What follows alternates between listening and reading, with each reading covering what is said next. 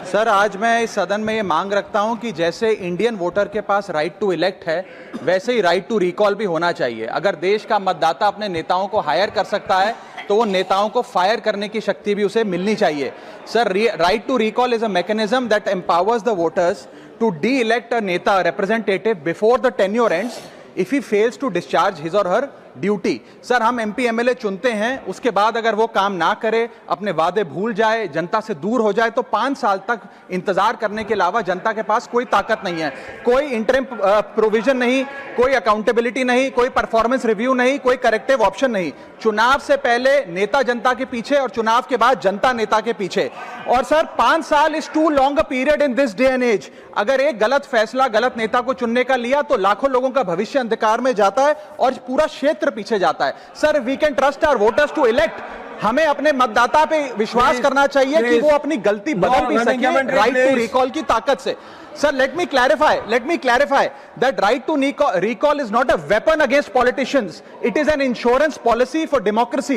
और भारत के संविधान में जब आप राष्ट्रपति को इंपीच कर सकते हैं टेन्योर के दौरान, उपराष्ट्रपति को हटाने का प्रावधान है, जजों को इंपीच करने के लिए प्रोसेस लेट डाउन है, यहां तक कि रूलिंग गवर्नमेंट के खिलाफ नो कॉन्फिडेंस मोशन लाकर आप सरकार बर्खास्त कर सकते हैं। तो एमपी एमएलए अगर आपका नॉन परफॉर्मिंग है तो उसको हटाने के लिए क्यों नहीं राइट टू रिकॉल मतदाता को देना चाहिए।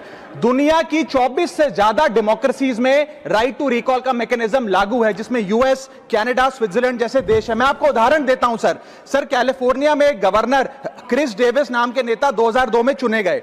उनके कार्यकाल में मैसिव पावर कट हुए, एनर्जी क्राइसिस हुआ, बजट की मिसमैनेजमेंट और गन शूटिंग की वारदातें हुई। उसके चलते 1.3 मिलियन कंस्टिट्यूएंट्स ने एक पिटीशन साइन करके दी कि इन्हें रिकॉल किया जाए। वहां के चुनाव आयोग ने रिकॉल वोट कराया 7 अक्टूबर 2003 को, और 55% मतदाताओं ने वोट किया कि इस नेता को बर्खास्त किया जाए।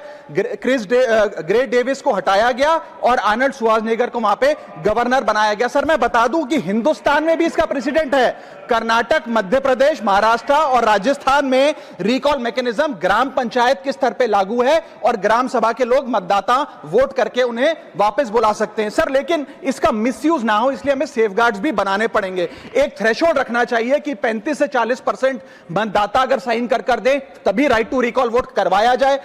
नेता को 18 महीने के लिए परफॉर्मेंस पीरियड देना चाहिए, कूलिंग ऑफ पीरियड, जिसमें उसे ना हटाया जाए। स्पेसिफिक ग्राउंड्स फॉर रिमूवल होने चाहिए ताकि फ्रिवलेस ग्राउंड्स ना हो, और रिकॉल कम से कम 50% वोटों के बाद हो। ऐसा होगा तो पार्टियां भी ऐसे लोगों को टिकटें देंगी जो परफॉर्मर्स हो, ना कि नॉन परफॉर्मिंग एसेट, और भारत की डेमोक्रेसी मैच्योर होगी, सिटीजन एम्पावरमेंट बढ़ेगा, and recall will give the voter the power to fix that right now, sir.